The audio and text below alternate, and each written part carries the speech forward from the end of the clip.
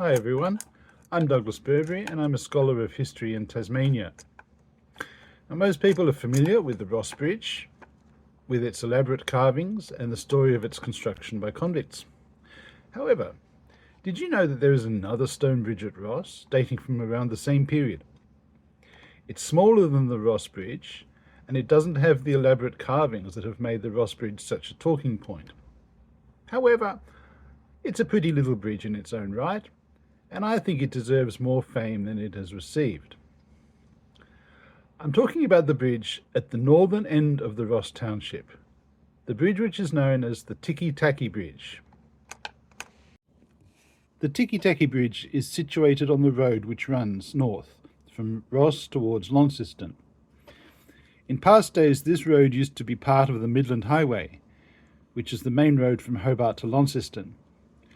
But this changed when a new section of the Midland Highway was built to bypass Ross.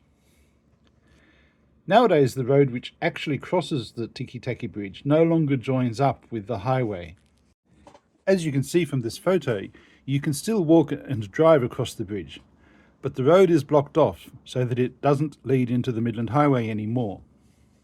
This photo, taken from Google Maps, shows how the former main road now diverts to the left of the Ticky Tacky Bridge so that it can join the major highway at a right angle, according to law. The Ticky Tacky Bridge was built in 1836 to cross a small creek which runs to the north of the Ross Township. The name of the creek is the Tacky Creek, hence the name of the bridge. Most of the time this creek was just a small trickle which could be crossed fairly easily. However, like many inland waterways in Tasmania, it was prone to flooding, and when it flooded, the road that ran across it was almost impassable. Even when the Tacky Creek wasn't flooding, the area around the creek used to become very wet and marshy. Originally, the problem of crossing this marshy area was dealt with by building a stone pavement across the creek for traffic to cross. This helped prevent the wheels of carts and carriages from sinking into the mud. However, it did not solve the problem entirely.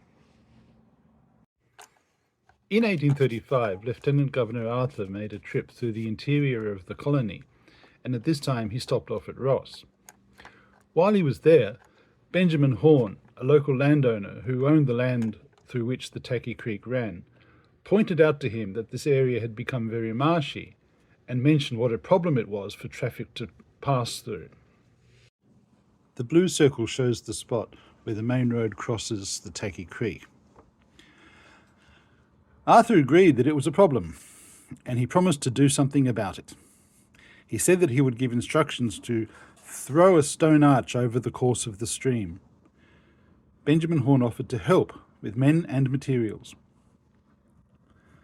The matter was then referred to Roderick O'Connor, who was the Inspector of Roads and Bridges. O'Connor didn't think the problem was worth building a stone bridge, and he also commented that the reason Benjamin Horne wanted a bridge there was because the creek ran through his property of Chiswick, and it would help to increase the value of his land.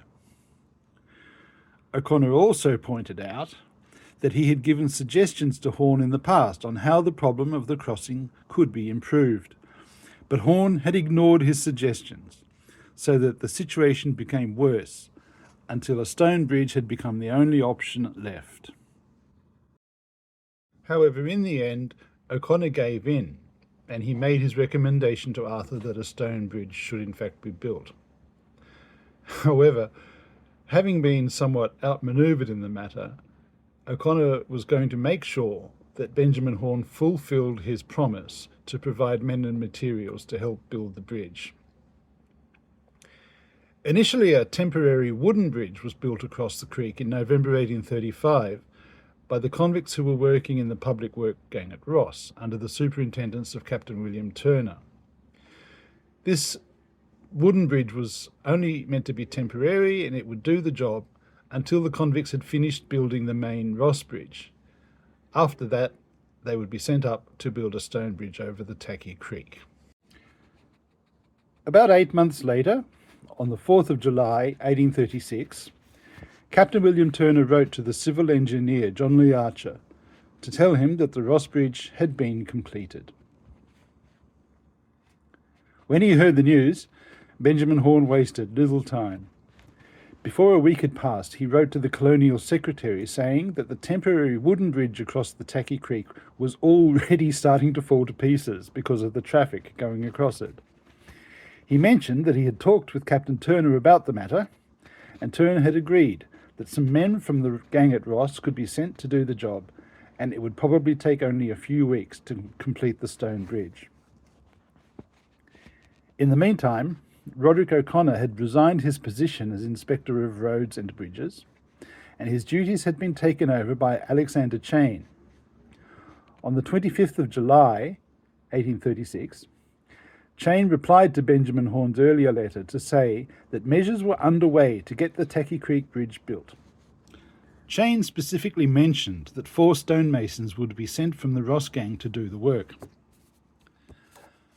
Unfortunately, we do not know the names of these 4 masons. However, what is probably certain is that they did not include James Colbeck and Daniel Herbert.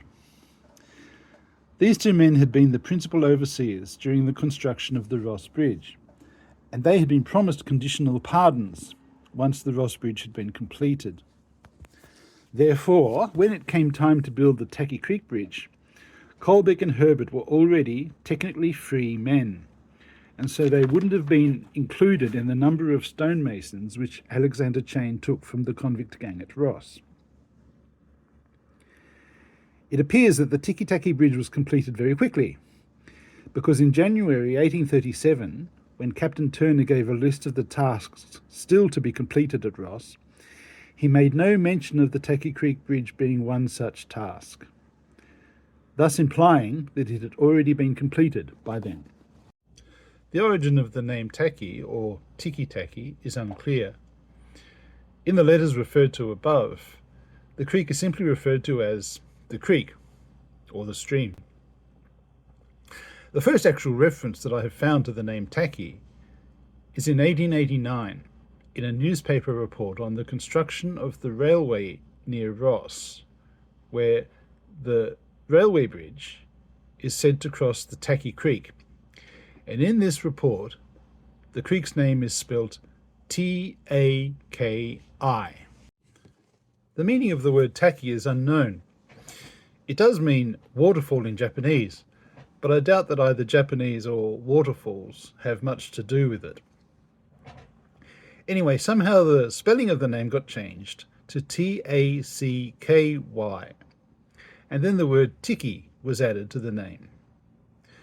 The word Ticky might come from the 1960s song Little Boxes, which was originally written and recorded by Malvina Reynolds and then turned into a worldwide hit by Pete Seeger. This song describes houses as being little boxes made of ticky-tacky. And no, I'm not going to sing it for you. And so it is possible that the popularity of this song extended to the people of Ross, and they changed the name of their little bridge at the northern end of the township from Tacky to Ticky Tacky. So if you're visiting Ross, be sure to spend a little bit of time visiting the Ross Bridge's little sister, the Ticky Tacky Bridge, at the northern end of the township.